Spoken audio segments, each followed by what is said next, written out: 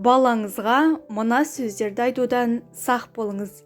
Жаман айтпай, жақсы жоқ деген. Қанаттыға қақтырмай, тұмсықтыға шоқтырмай, мәпелеген балаңыз өскенде бетіңізден алып, сөзіңізді тыңдамаса, немесе әлжуаз, шешім қабылдай алмайтын қорқақ болса, не істей аласыз? Салыңыз суға кетіп, күніңізді тек күрсінумен өткізбесіңізге кім кепіл? Бұл да басқа келген бір пәле ғой.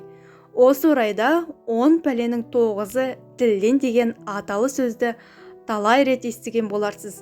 Бүгін осы тұрғыда әңгіме өрбітсек дейміз. Ой, біз баламызға не айтпай жүрміз. Кейде қатты ашумен жар емес, миғұла, оңбаған деген сөздерді де айтып қалатынымыз жасырын емес. Алайда ата-ананың балаға айтқан сөзі дұға, тілек есебінде кетіп, қабыл болып кетуі әбден мүмкін екенін білесіз бе?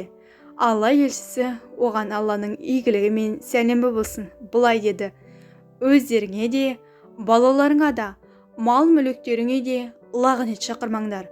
Әрі бұл Алладан сый тілейтін уақыт мезгілімен сәйкес келіп қалмасын. Өйткені Алла сендердің дұғаларыңды қабылдауы мүмкін. Иә, ата-ананың сөзі баланың болашағына әсер етуі мүмкін. Балаңызды қандай нәрсемен сипаттасаңыз, ол соған бейім болады. Өзіңіз суми, топас, нақұры сөбірсіп алып, ертең ештеңе түсінбейтін адам алдыңызда тұрса, оған неге сондайсың деп ренжуге хақыңыз жоқ. Себебі сіздің сөзіңіз, өз-өзіңізді ұстауыңыз оның өміріне әсер етеді. Сондықтан сіздерге мамандардың сараптамасынан өткен балаға айтуға болмайтын сөздер тізімін ұсынамыз. Сенің қолыңнан түк келмейді.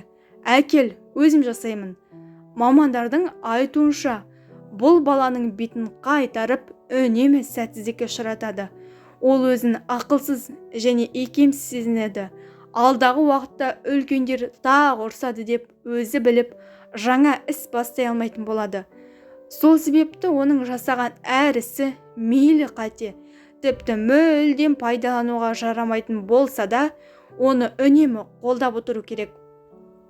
Өйткені сізге түкке тұрмайтын болып көрінген сол заттың артында балаңыздың қаншама еңбегі мен ынта-жігері жатыр. Ал еңбек бағалануы тиіс, солай емес пе? Сондықтан жарайсың балам, сенің қолыңнан келеді. Тек мына жерің келесі жылы бұлай жасасақ болады екен деп жол көрсетіп жіберуіңіз керек. Ұста, тек тынышталшы. Кішкентай баланың қызықпайтын дүниесі жоқ. Ол дәл қазір сізге 25 машинасын немесе қуыршағын алып бер деп жылап тұр. Сіздің шешіміңіз қандай болмақ? Кей ата-ана берші, алып берші деген өткінші еркелікті көтере алмай, осы жыламасын, құлағым тыныш болса болды деп оның қалауын өте тез орындайды. Әрине, оны сатып алып бергеннен сіздің қалтаңызға ауырлық түсе қоймас. Бірақ бұл баланың санасында мен жыласам болды, қалауымды тез орындайды екен деген терісінік қалыптастырады. Ал бәріне қол жеткізіп үйренген бала өмірге қадам басқанда қолы жетпей қалған жерден мұрт сынып кетуі мүмкін. Сондықтан сіз оның ойын басқа бір арнаға бұрып әкетуіңіз керек. Әрине, ол оңайға соқпасы анық, тіпті бір күн бойы есінен шықпауы да мүмкін. Бірақ сіз балаңыздың болашағы үшін шыдайсыз.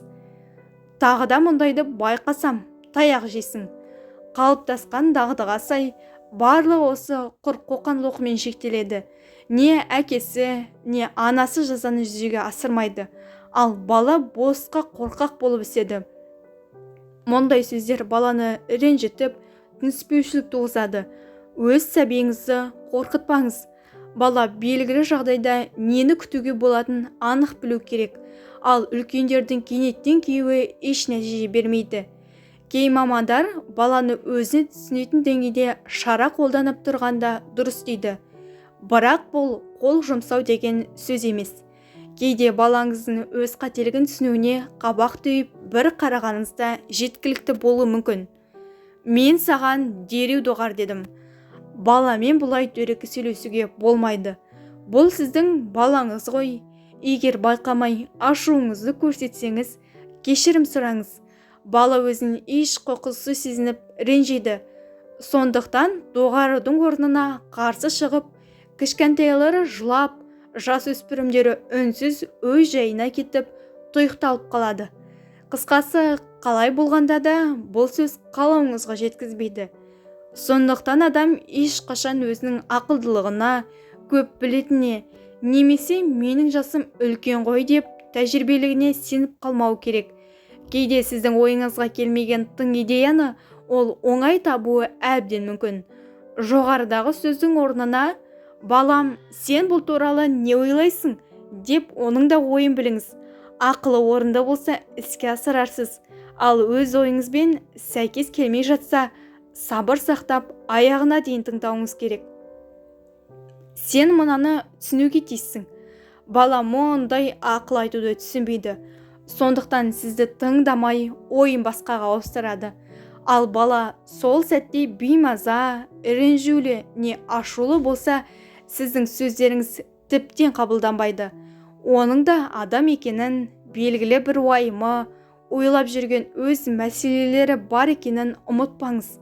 Сондықтан сіздің ең дұрыс деген ақылыңызды да ол сол сәтте түсіне алмайды.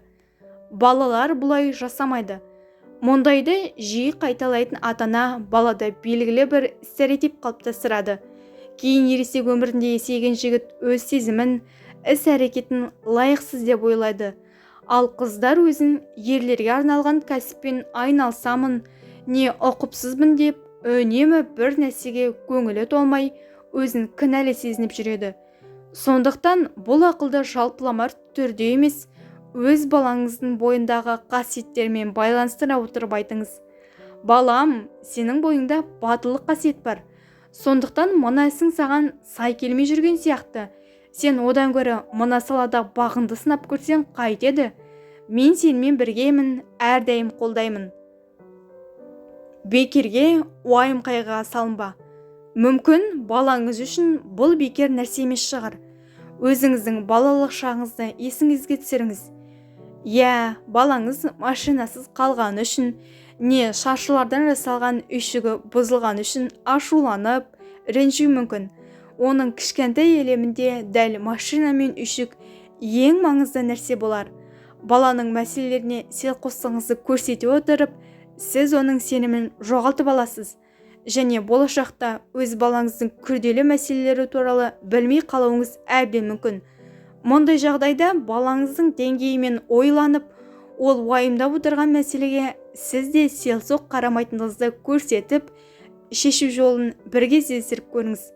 Мысалы, машинасының дөңгелегі сынып қалса, жаңасын сатып алып бере саламын деп емес, оны қалпына қалай келтірсек екен деп ойлану керек. Менің денсаулығымды ойлашы. Аналар бұл сөзді балаларына жиі айтады.